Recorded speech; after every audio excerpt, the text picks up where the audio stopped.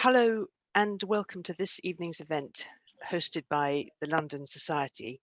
Thank you for joining and thanks to Rowena very much for arranging it. I'm Anna Joynt, your chair for this event, and I'm going to introduce you to Gianluca Amadei, our speaker for this evening on Victorian cemeteries and the suburbs of London. Gianluca will talk for about half an hour or so, and then we'll have a chat.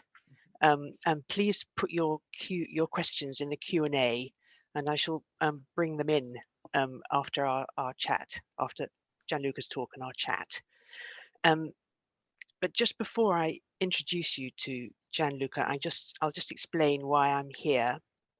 I'm an architect with Allies and Morrison, and I worked quite recently on a master plan for Brookwood Cemetery, which is one of the three main case studies which Gianluca will present tonight. Gianluca got in touch having seen our Brookwood Cemetery master plan published on Woking Council's website, and we had such a nice chat about cemeteries and found some shared themes. And Gianluca's study is a completely different scale of inquiry.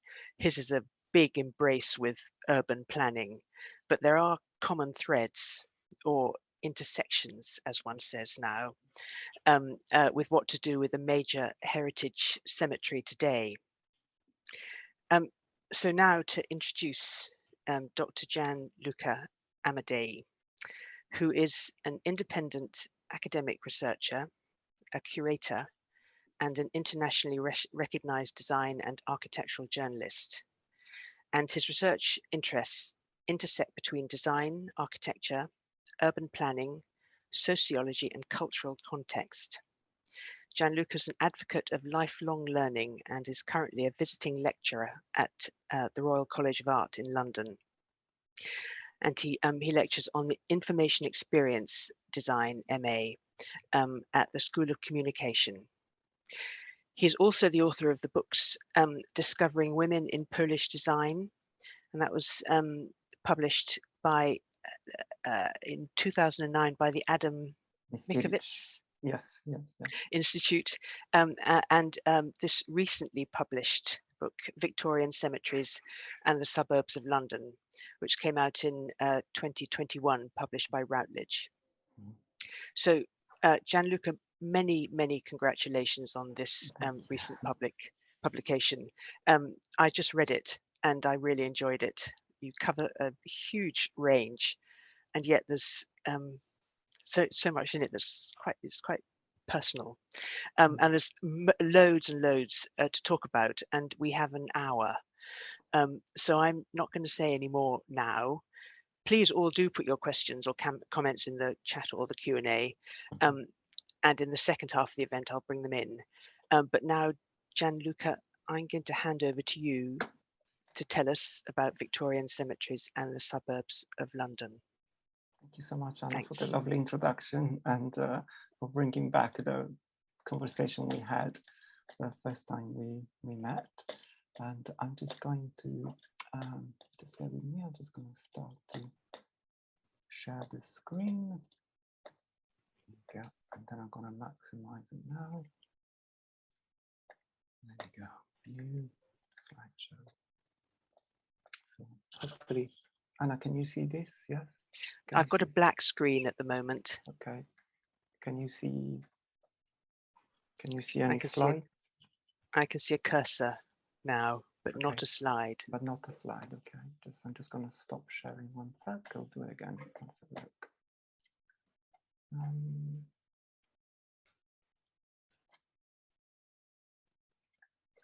Just change it to that. Let's have a look if it's going to work this way.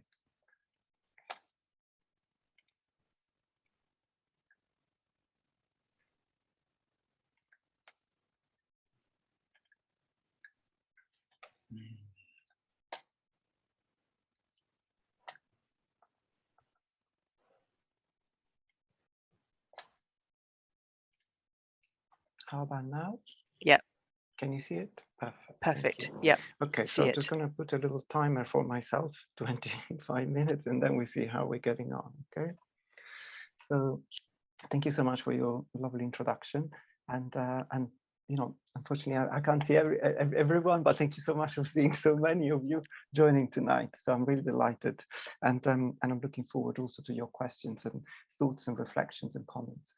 So I'm just gonna, at the start of this presentation, I just want to give you a little bit of a little bit of a background of where I come from with this, and like I started my interest in cemeteries actually with when I was working on my BA, and then I carried on developing further like a work around the relationship between the city and the cemetery, and then I did my PhD also on that, more specifically regarding London, the context of London, and then eventually my PhD, I rewrote my PhD into a book. Now, what is really interesting when I started to get into this field is many books, as you can see in this photo here also, they do talk specifically about cemeteries in depth. They're actually looking at the content of the cemeteries. They're looking at the architecture. They're looking at the landscapes, and they're trying to understand their values in that way. Somehow, my area of interest is, is a little bit different. I try to test, I should say, because it's an ongoing project really, what is really the relationship between the Victorian cemeteries and their surroundings. Somehow, I've been very interesting to find out how by looking at them in context, we might be able to find out, to extract some new information that maybe could expand really the existing knowledge that we have of them. Just bear with me, someone. And so I made a little kind of statement for myself. So the implementation of the cemeteries in these semi-rural areas outside, the urban core of London was possibly the Gianluca, there's just a little comment that you're quite quiet. Could you let's have a look. Switch your volume up a little bit? Or let me see what I can do. Or lean in closer. Okay, maybe, can you hear me better now? Is it any better? I think that's better. That's much better. Okay, I'm going to hold just this because it's the microphone on the side of the yes. Is it better now? Yeah. Okay, so so what I was just saying, I set up for myself some initial questions. So just to understand a little bit about what was there before the cemeteries arrived. What was the context there? Was there a local industry and economy? There were some architectural landmarks. What kind of development happened in once the cemeteries were there? And what about those developments? What was their significance? What did they mean? And just really start to open up a little bit a series of points for me, a little some pointers for me to kind of explore that and understand also how fast or slow were these developments around these areas. So here you see this map of London from 1798, and you can see how really small was London at the time. I mean, I position the 3 case studies that I'm going to be focusing on, Kensal Green, Highgate, and then Brookwood. I have to put it here on the edge, in the south part of the map, but it's actually further down in Surrey. Just to give you a little bit of a sense of how small London was and how compressed really the core of the city was at the time. So when we look at the context, the broader context of London always resisted the idea of a centralized planning. So it grew actually quite organically. And so at times, especially with the growth of the city, the fast growth of the city in the 19th century, it felt very much like the city was a little bit of a series almost of accidents, as has been defined by Marcus Stephen. And I'm quite interested at the idea of the randomness of those agglomerations, those built environments that started to emerge really, and so I thought I could actually use this approach, looking at this notion of accidents or early examples really of urban development outside the city in this organic form before there was any understanding, let's say, of formal urban planning.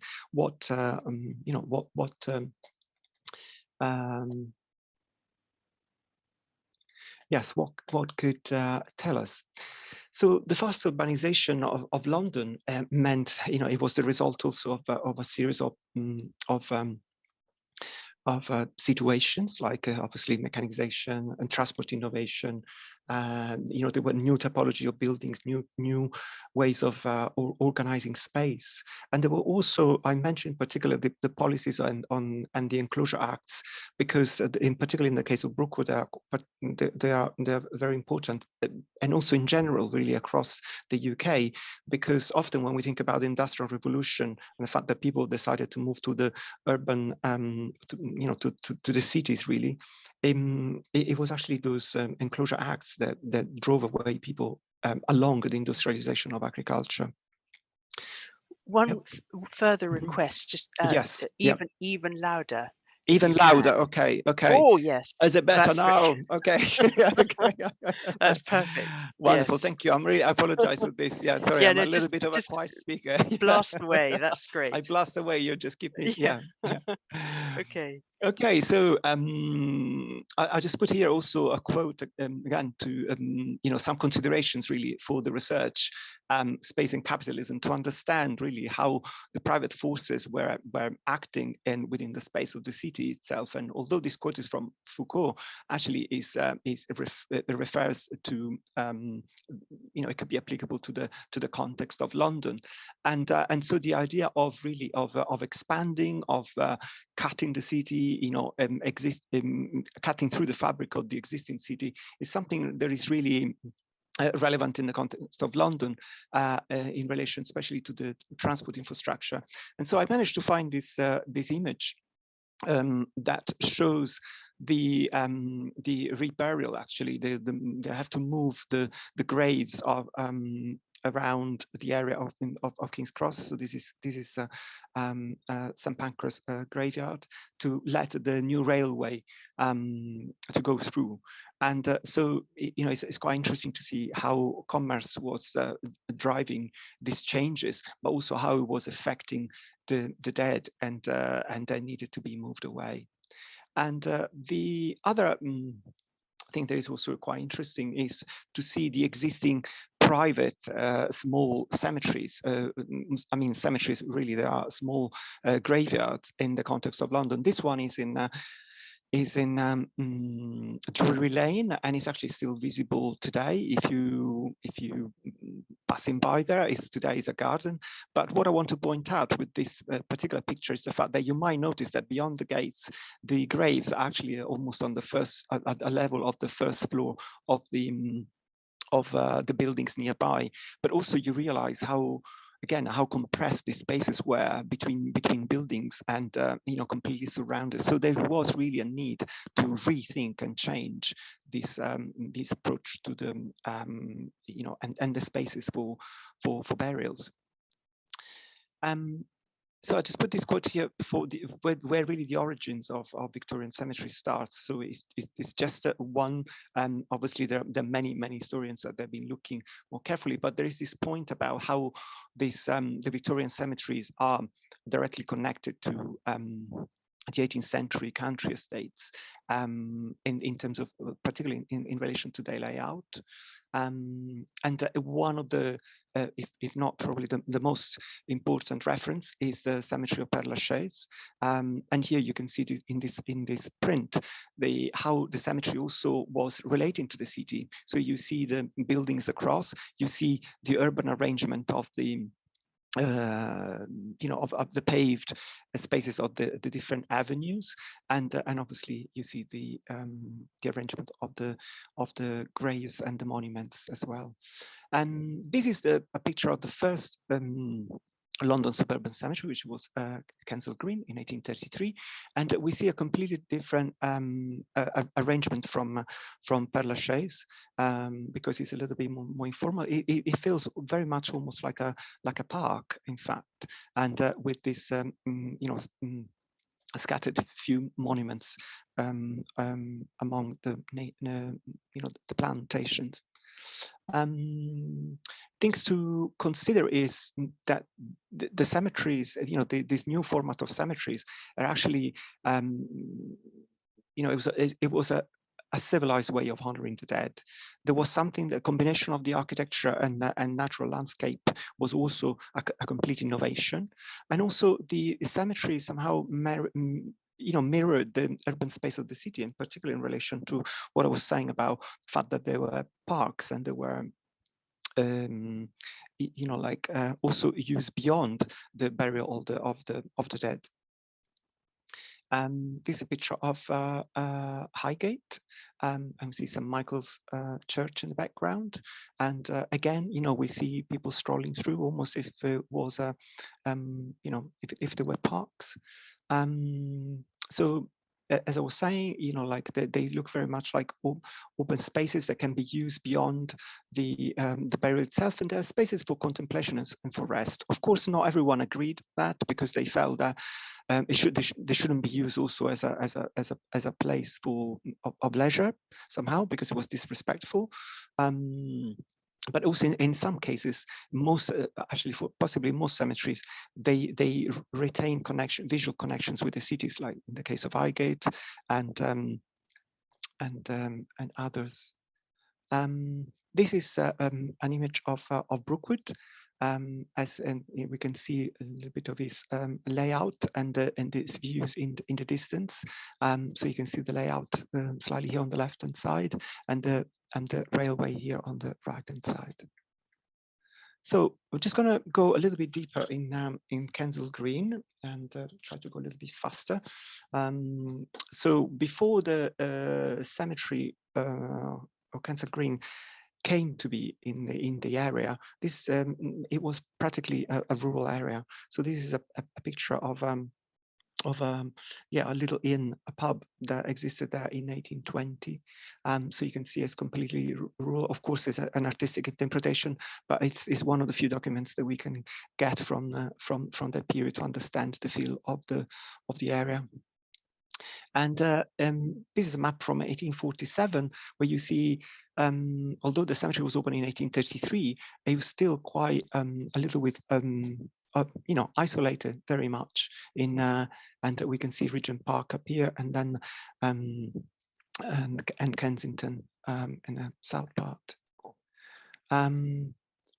1865, we can see the cemetery here on the left-hand side, and when we start to see some developments. So the gasworks here in the red rectangle, the church of St. John the Baptist, and the development of Kensal Town.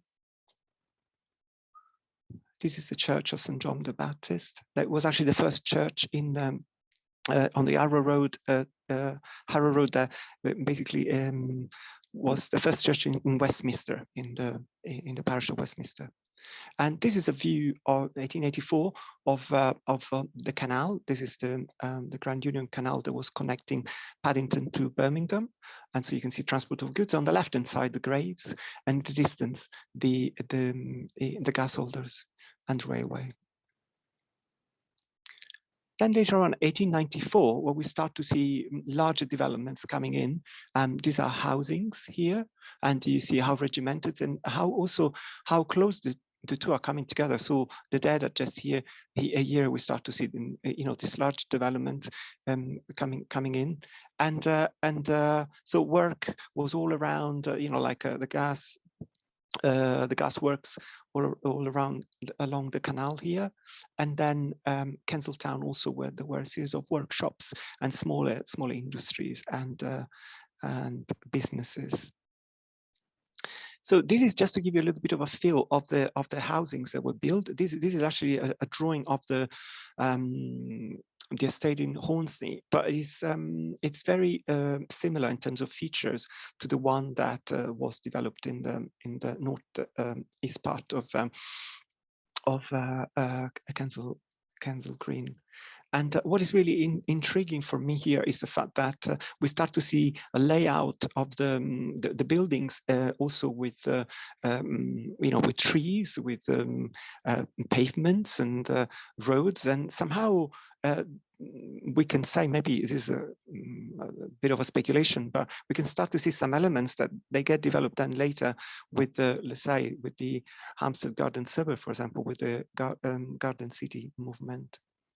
So I took some photographs. I went to visit the areas, and you can see some of the features in the area near Kensal Green, and still some of the plantations. It was a very cloudy day, as you can see. But this is just to give you a sense of the houses that are in the area and how some of the trees are still there, and how how the road systems works and the features. They're very, in a way, they're very repetitive. They're kind of almost all the same. So you walk through rows and rows of houses that are very much the same, but it was quite at the time, there was this idea of giving decent homes to the workers, and most likely a lot of people that worked in the area around the canal where the gasworks were, and Kensal Green must have lived in this area. So overall, just quickly to recap, the fact that Kensal Green was very much a rural area, there was an absence of any local community really that was able also to kind of push back on the private developers. So the area started to look really a combination of these different elements, from the cemetery itself, then the gasworks, and then the transport system, the railways, and then the housings. So everything was very much unplanned and non-cohesive. Yet all of these different elements together were quite pioneering in both in terms of architecture and their actually arrangement in terms of built environment. So it's a different story for Highgate, because actually when the cemetery came in 1839, things already started to change in the public opinion, because, for example, Kensal Green was welcome as a cemetery as a let's say a new infrastructure for the city, and the civic sense, and the fact that it was also an open space and for the city itself. But by the time Highgate opens, the public opinion started to change, and there was a worry that maybe this different cemetery companies, the private companies that were opening cemeteries around London, would basically use all the most beautiful spots in and the view over the city, sorry.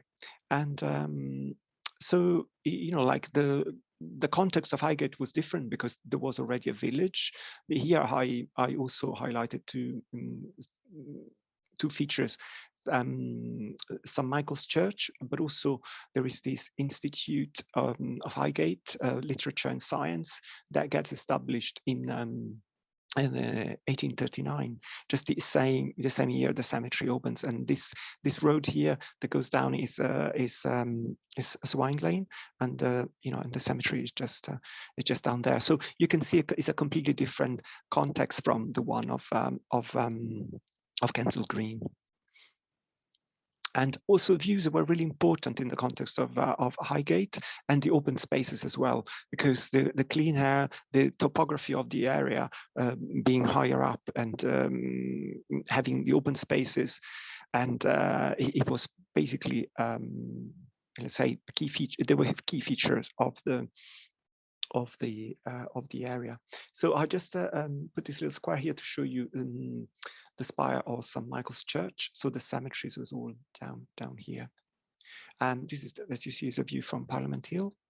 And so these preoccupations of the views were obviously like looking from Highgate down into the city, and particularly on the area around King's Cross, developments of large scales infrastructure were taking place, like, for example, the cattle market here, as you can see, and also the city prison, for example. So there was a real worry about not only that the cemeteries were taking over all these beautiful spots around, the viewpoints around London, but also what was happening in London was affecting those views.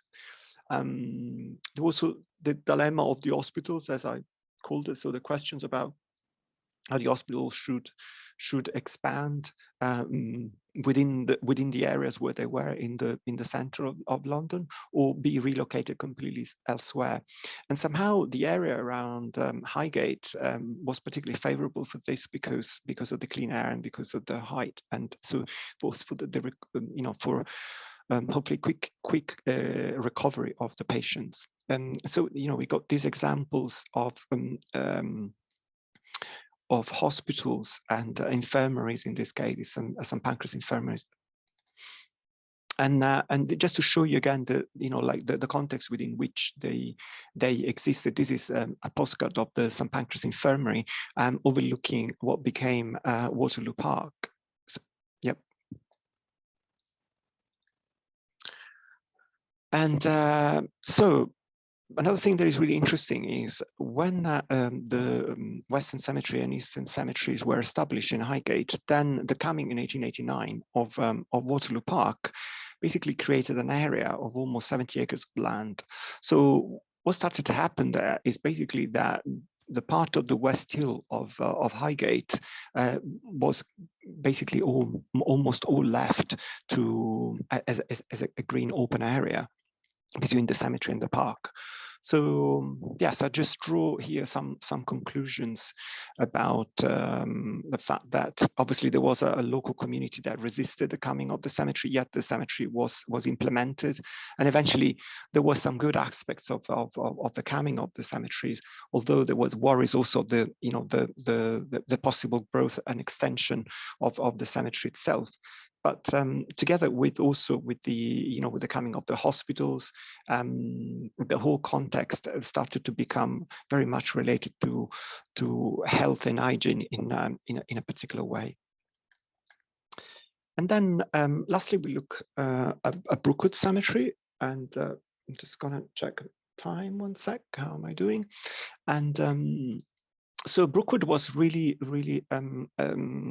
particular in a way because when it opened in 1854, it was connected by railway from Waterloo Station from near Waterloo Station, a private station, as you can see on the left-hand side, all the way down to Brookwood near Woking in Surrey. The picture on the right-hand side is a reconstructed station in 1904 due to the expansion of Waterloo Station, basically the London Necropolis Company that owned the cemetery and had to be relocated. So actually, this is this facade that you see here on the right hand side is the one that is still visible today in Westminster Bridge Road. So if you are around the area, pop by and have a look. This is the station, the new station, it's only on 1900. A little detail to show you the trains, and then this division in the middle between the two platforms. So the platform on the left-hand side was first and second class, and the one on the right was third class. So it's quite interesting to see this kind of division, social division within the even even before the burial itself.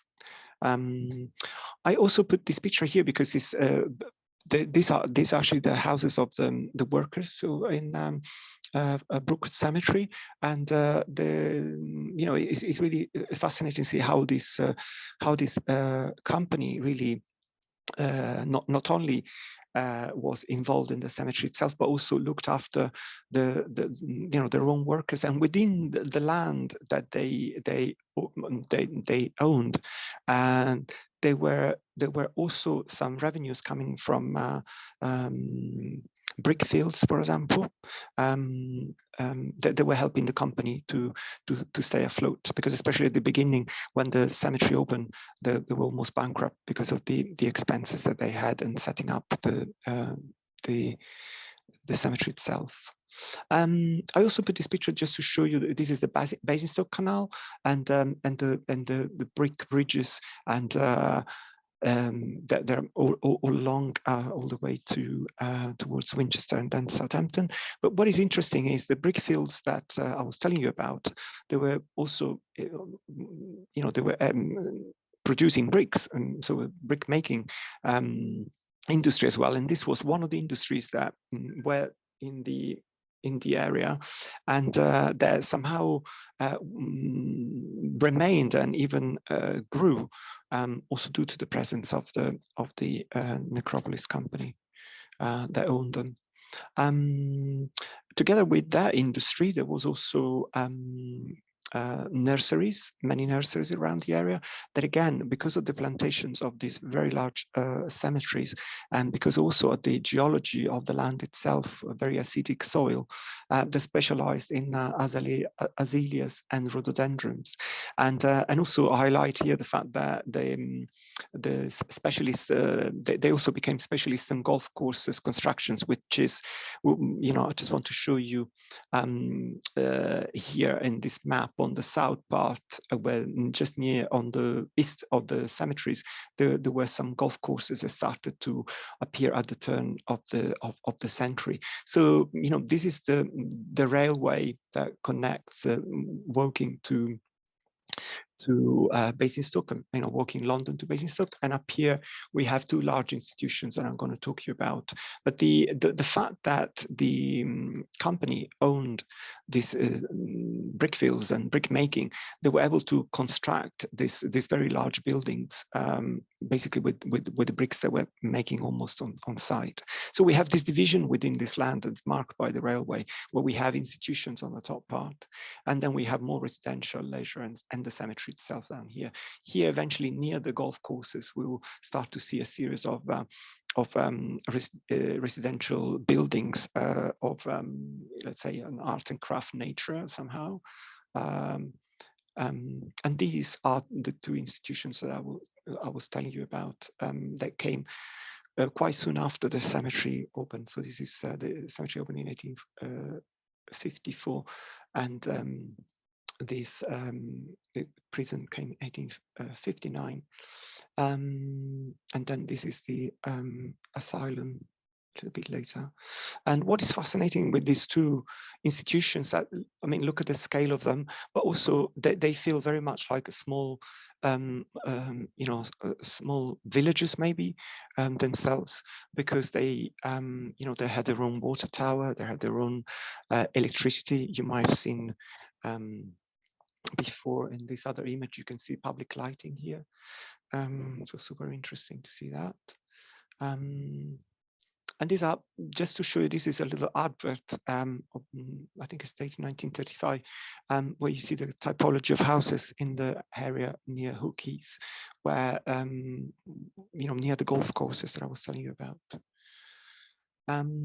There's also some of the development around Woking that somehow is also related to the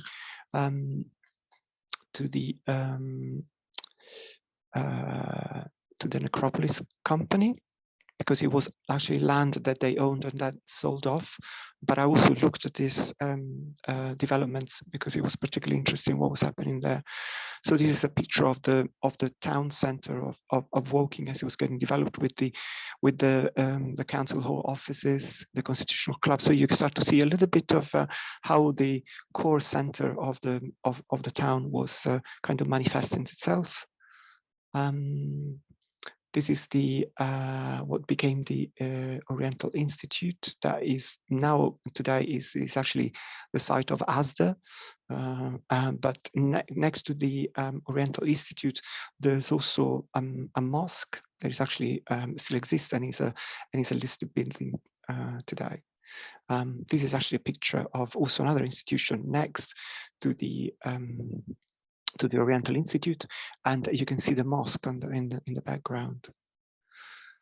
So just to quickly kind of recap what were the what was happening really since the cemetery came. Like the necropolis company had a vision, of course, to connect the cemetery via railway, which was unprecedented. The process of urban growth that happened not only around Brookwood, but also in the context of Woking and nearby, it was particularly interesting in terms of not just in terms of housing, but how also the industry grew and how institutions came about, but somehow we're still kind of well distanced and secluded, somehow a little bit differently from what we see in Highgate. And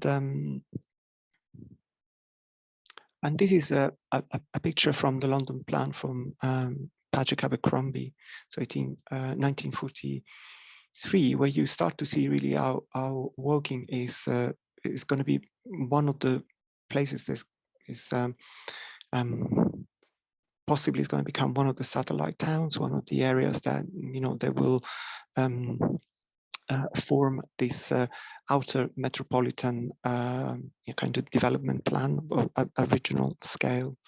And yes, so I think I just wanted to leave it there. So yeah, I'm conscious that there is quite a lot of material, and there's a lot of bypassing that I've done to take you through all this. So feel free to ask questions and to ask me for more details, actually, because I feel that I just skipped through all of this history. It's such a huge subject, isn't it? And the whole kind of how cemeteries were generators, urban generators, in a way. I mean, that's for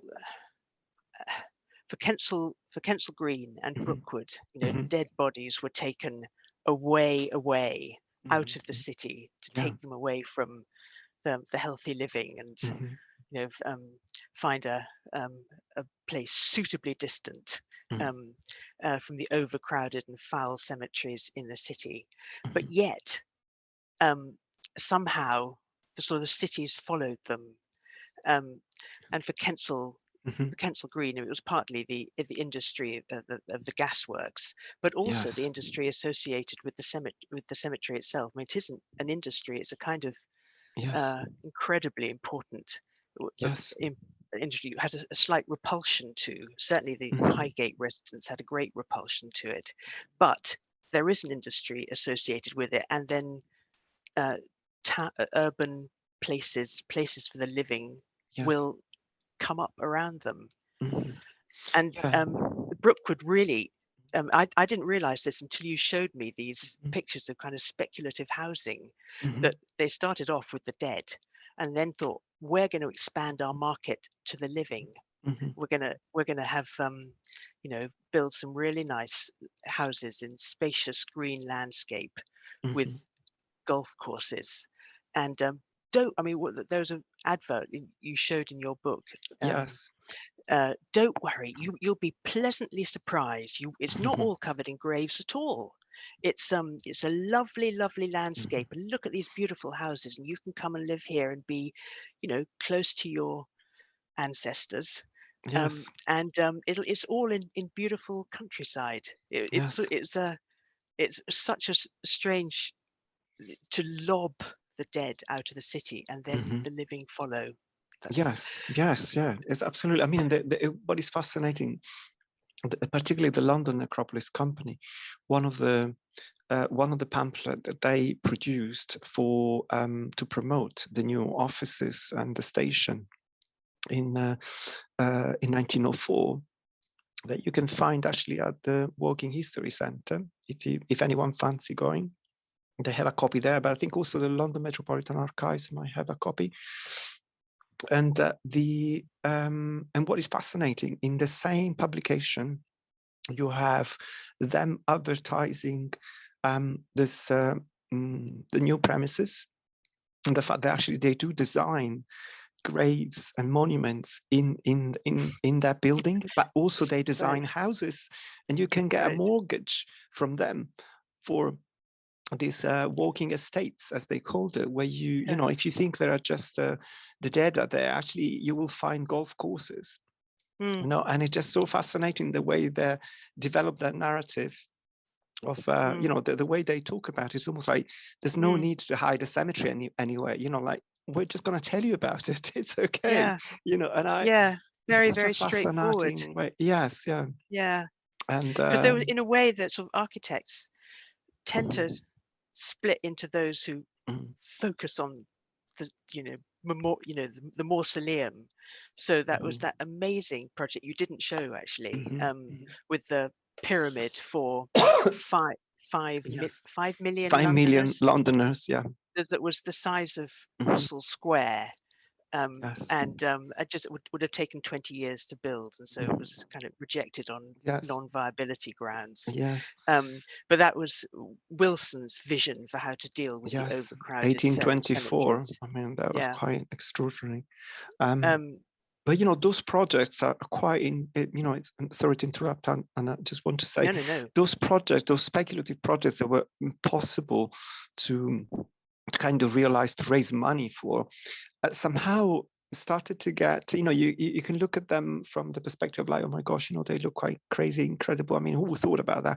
But they actually started to get people to think and to talk about it, to talk about this need to address the question of where are we going to bury the dead, you know.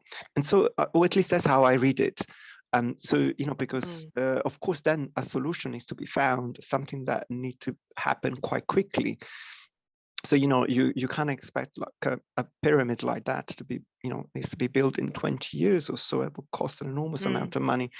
But then looking at a quicker solution that is also pleasant and is also kind of, possible, you know, to address the situation as it is now. So there's also that sense of urgency in a way. I think I feel that they really had to react quickly. The problem was too big and they had to do something.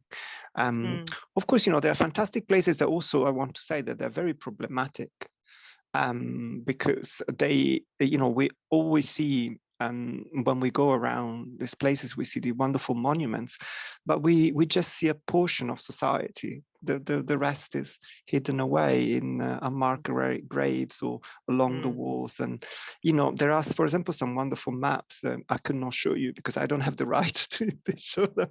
Again, from the London Metropolitan Archives, where you can see, for example, that the map of Brookwood is marked first, second, and third class with prices written on the different avenues. So it's almost like an estate agent, you know, that kind of thing. Like, you see what I mean? And weirdly, the landscape at Brookwood has kind of developed according to the price tag. It's over neglect. They looked after only the most expensive graves. And then sort of did some strimming around the second class graves.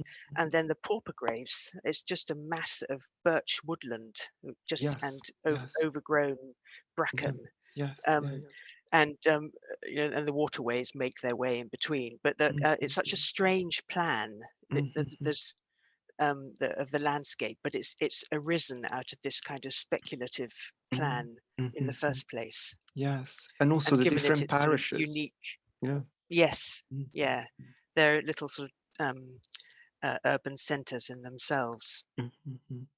I found the opposite side of an architect focusing on, you know, a big built solution for the dead was extraordinary in retrospect, that Ebenezer Howard, in his vision for the perfect garden city, didn't consider the dead at all. When you read the book, it's completely ignored it.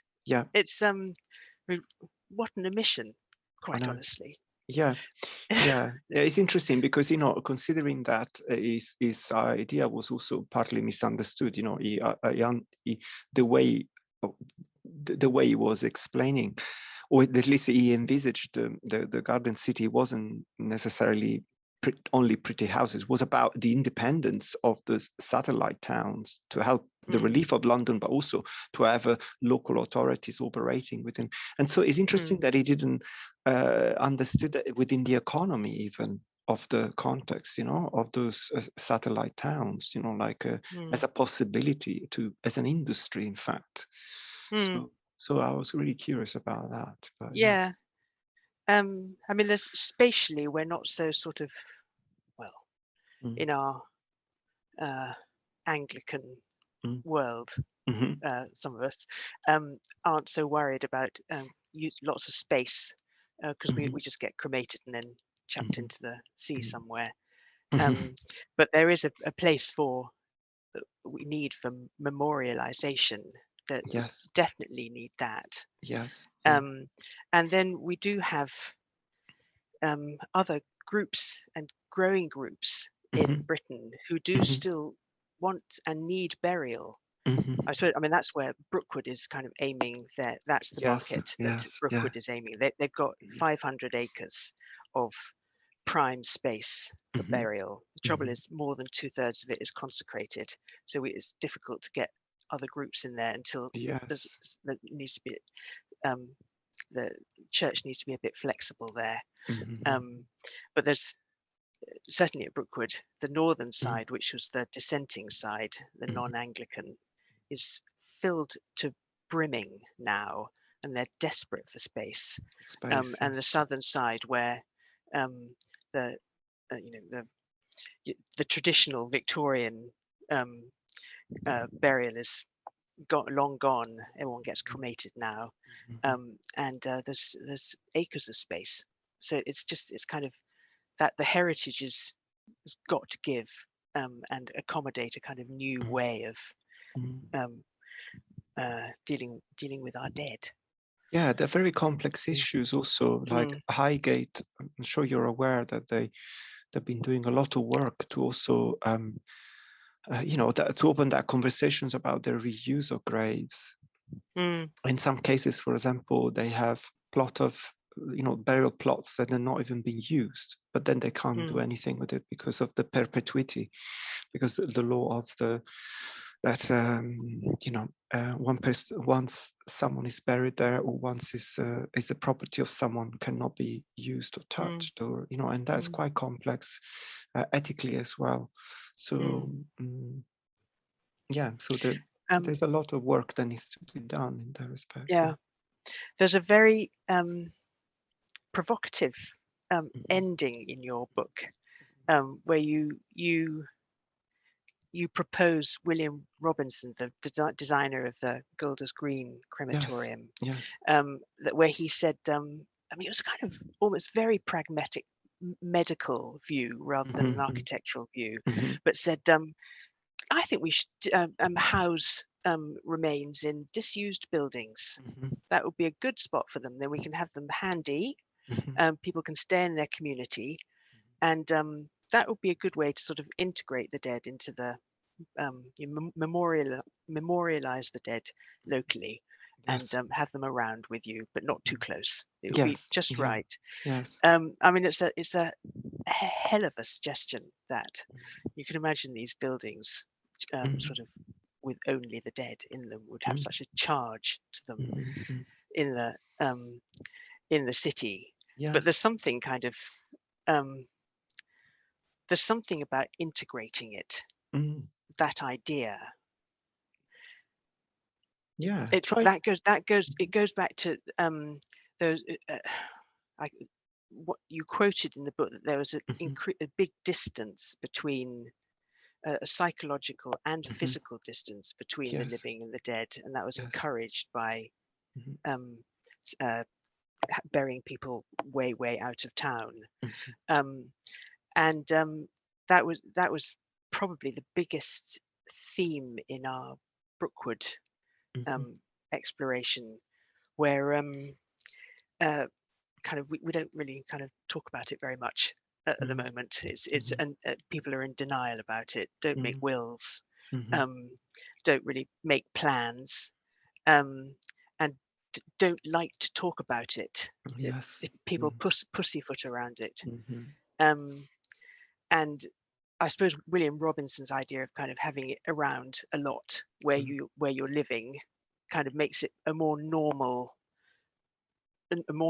subject for talking about. Yes. Ray Morgan, who was the Mm-hmm. chief executive of Woking Council and who was the big mover behind the Brookwood master plan, that was his big purpose, was to kind of get people in touch with the idea of dying and to be less frightened of it, understand it.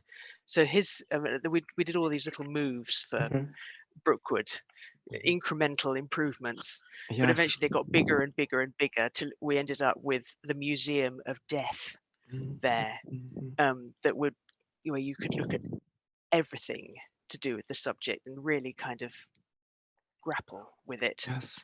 Yes. So there's two. There's the Museum of Death kind of, and you start with a death cafe and then the Museum of Death, and you know you can really start to get to grips with it. Yes. And then there's the William Robinson one where you've got, you know, in the next door house, maybe your family is sort of resting there for eternity. That's part of the urban plan. Well, I think it's the idea of reconnecting somehow. You know, you see it also, as you were saying earlier, and also looking at these maps, we can see that really, like, as much as you know, the dead are away from the city, gradually the city makes its way, so the livings are gonna reach there. You know, like there's something a little bit reassuring about that, I think, and it's not just about you know, build environment, you know, city expanding or kind of commercial expansion. I think there is a message about how, you know, the living and the dead are interconnected. How important is there that they are there, that they are a presence somehow, and we're not. We shouldn't kind of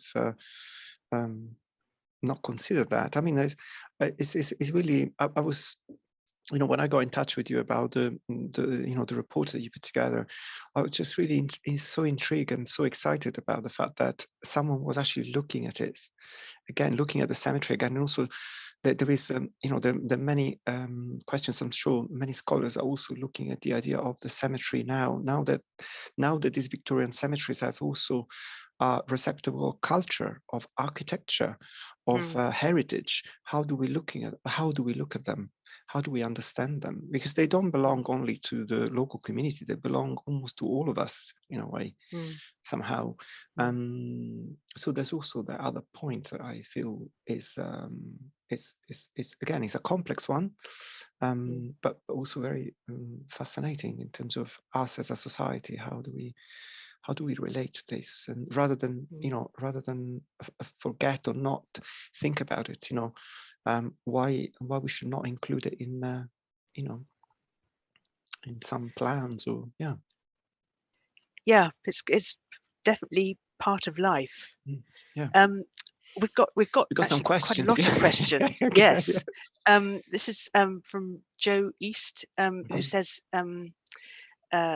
notice there are prisons nearby, and at least two of them, not sure about Brookwood. Was this part of removal of essential services as well? Yeah, so, I mean, more than the removal of essential services, is those services needed more space, as well as the administrations and systems were changing. You know, the buildings, for example, of prisons, or you know, like in the case of Brookwood Asylum, or hospitals.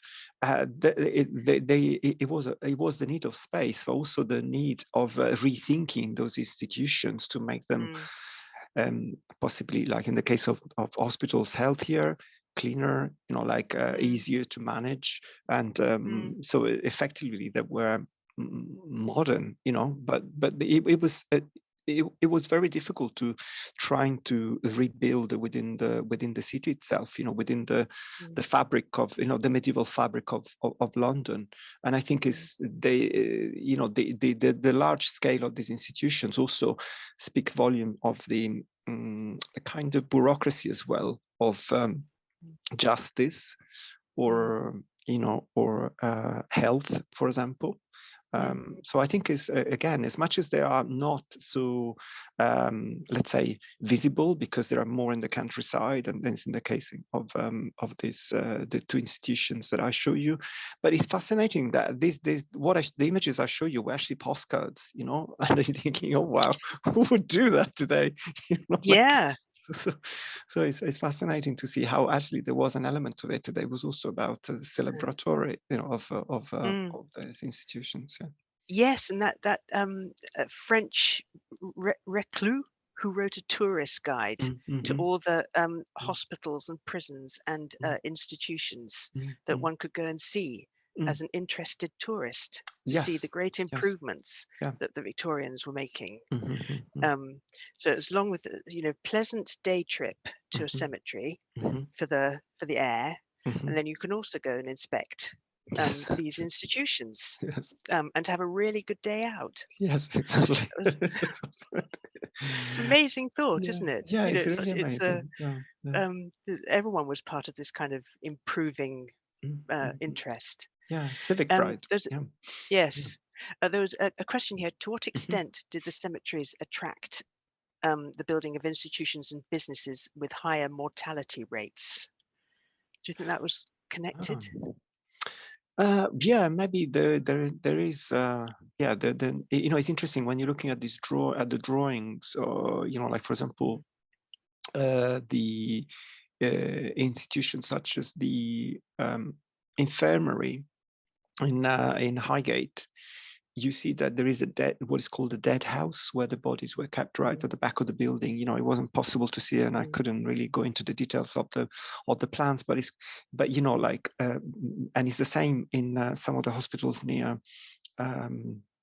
Kensal Green, where basically the bodies were removed and probably taken to, I don't know. I mean, I can only speculate because I don't have those informations of data about burials specifically about to say yes, there was definitely a direct connection there. But it was quite interesting that point about something that I need to look more into. Yeah. Well, here's another Ray Morgan suggestion. He was going to have a hospice or an end-of-life care home sort of in the cemetery grounds. Okay. So you could lie in your bed and look out at your future home and get familiar with it in nice surroundings and not have to move too far as well when it came to the day. But I think that was thrown out. I think his counsellors thought that was too much,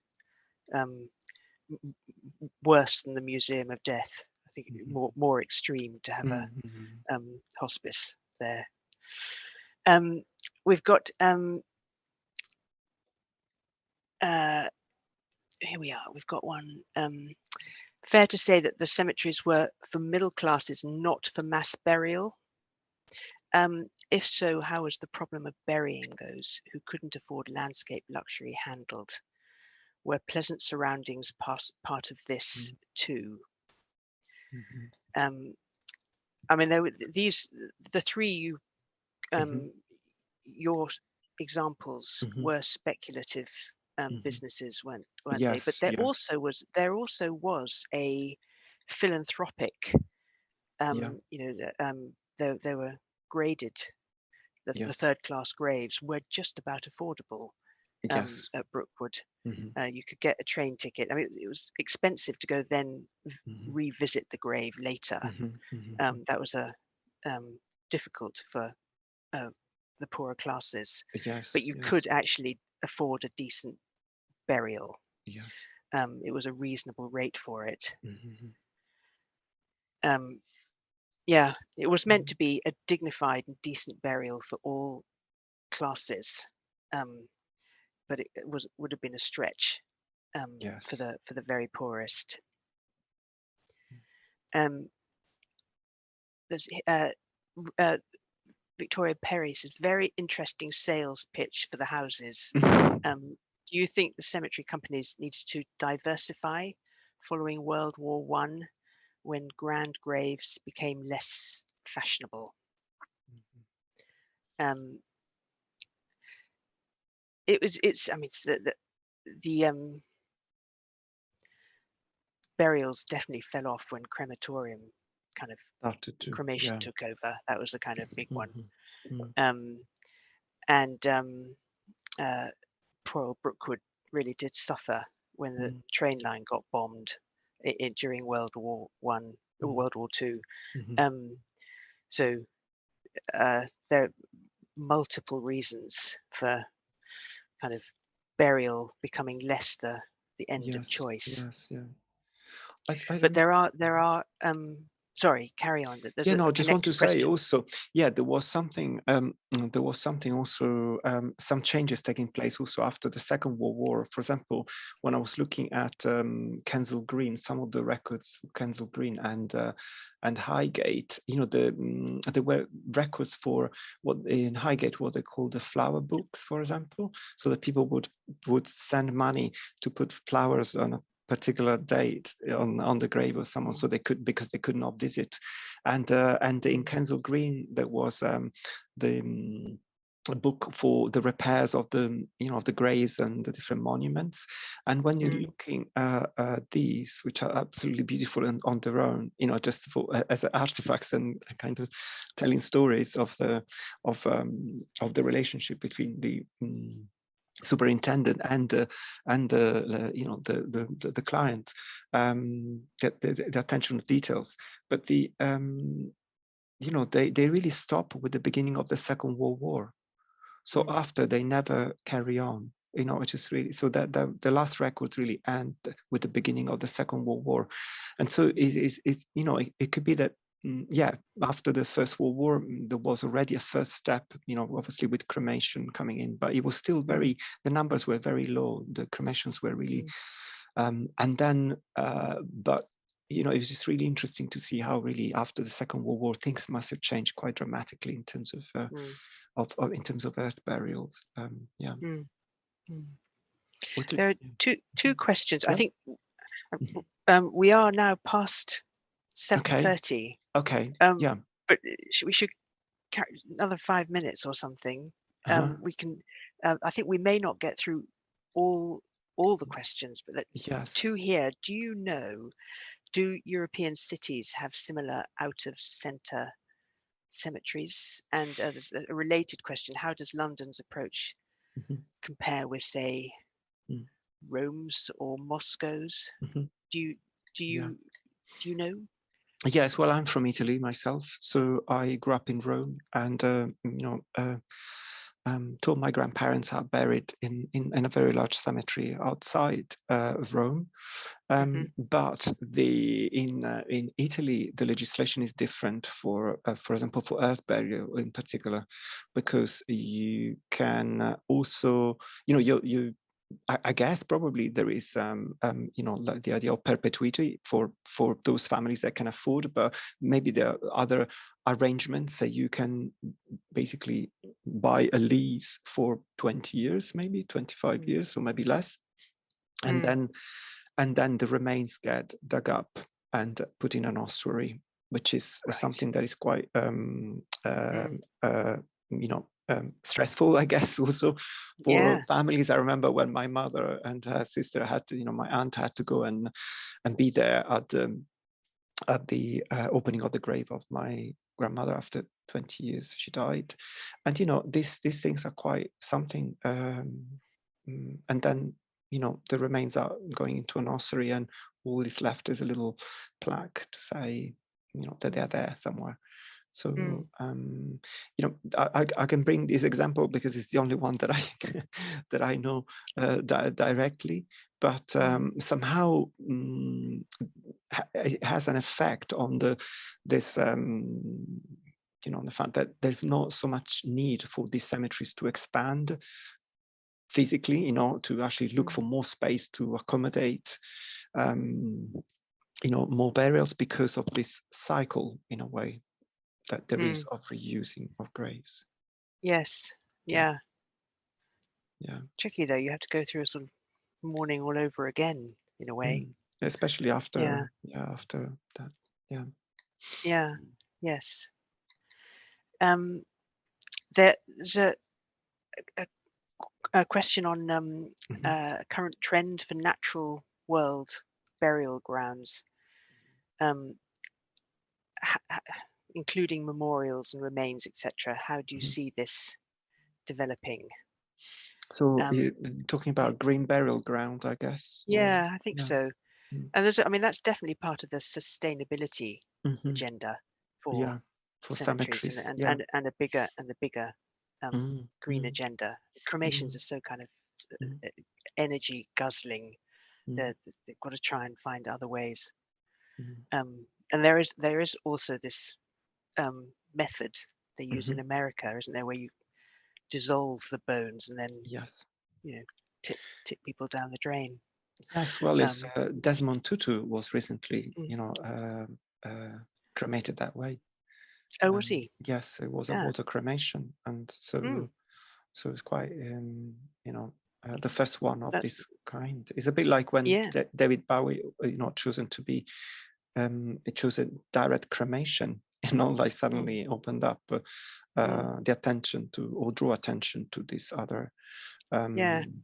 It's good. It's a celebrity endorsement of a method. Yeah.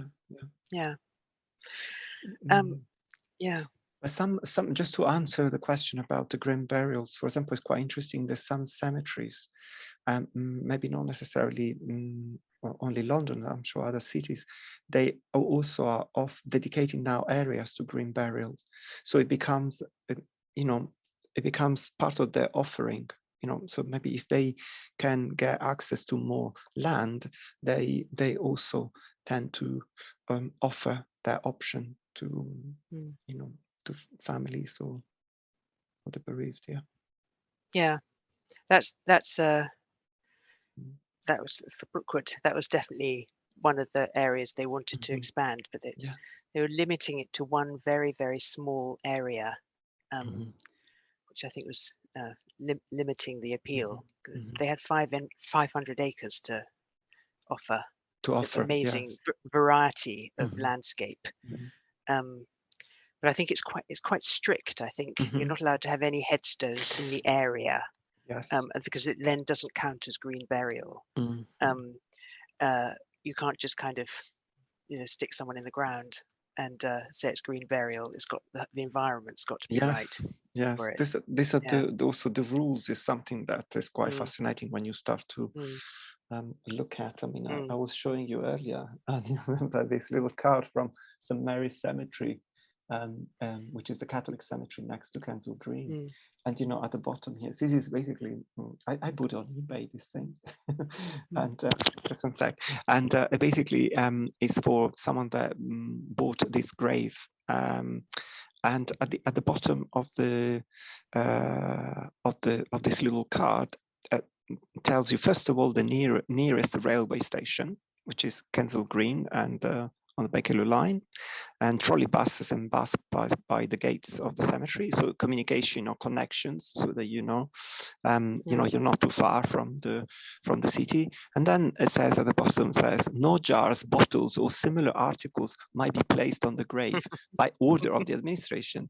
So obviously there are some kind of very precise, and I wonder why they decided to do that. In terms of obviously there must have been people that have done it, so they came to to actually how to do it. I think we've extended over our 7:30 deadline. And I think I should wrap up now. And thank you very, very much indeed for your talk, and recommend your book to everyone here. For those who have joined, there's a discount, isn't there? Yes. I passed on to Rowena a little leaflet. Where you can get 20% off, and I'm conscious that the printed version is expensive, but Routledge at the moment is doing a discount, and you can get another little discount on top, and you can get the book an e-version for I think £29 or so. Well, if you get the book, everyone here, there's a great it's illustrated by postcards, and Gianluca's got a great collection of postcards in there. It's somehow really does bring it home. Thank you so much. That was great, and you managed to get an enormous amount into your half an hour slot. Thank you. Fantastic. Thank you so much, Anna. And I would like to thank you for the great conversation. It was super interesting, and thank you everyone for staying with us, for being so many, and for all your wonderful questions. They're also very thought-provoking for me as well.